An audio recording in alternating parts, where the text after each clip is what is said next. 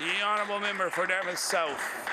Mr. Speaker, my question is for the Minister of Justice. The prisoners at the Burnside jail have just ended their 20-day strike. In a statement today, they say, quote, "It is with heavy hearts we write that shortly after the end of our protest, a fellow prisoner incarcerated here lost his life. The conditions and environment here speak for themselves. Since the protest started, we have been locked down with even less time spent outside, in contact with our families, or getting any recreation. We know how these conditions hurt the mental health of people imprisoned here."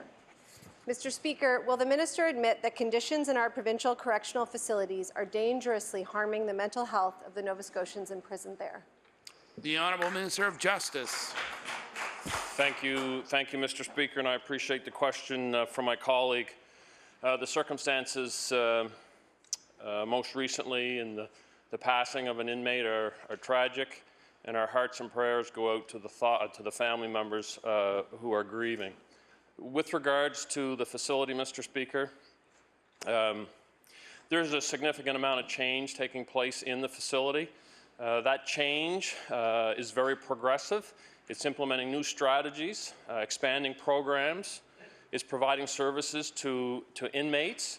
Is there more work to do, Mr. Speaker? Absolutely, and we're committed to doing that work.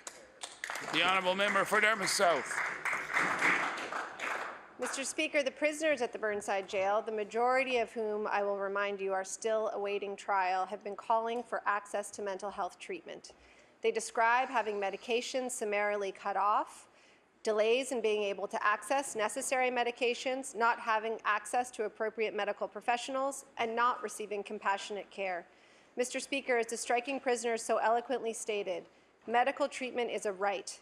Being deprived of health care is not a part of our sentences. Mr. Speaker, will the minister commit today to immediate action to improve access to mental health care for prisoners? The Honourable Minister of Justice.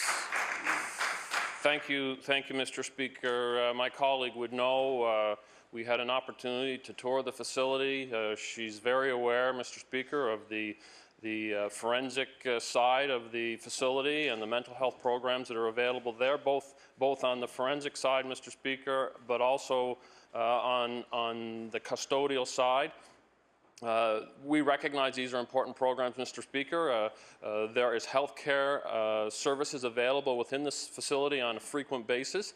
My colleague speaks about the delay in some of the appointments. That does happen, Mr. Speaker. That's based on the availability of corrections officers to ensure the safety of those who are providing health care services within that environment. That is our priority, Mr. Speaker, the public health and safety of all who find themselves within that particular facility.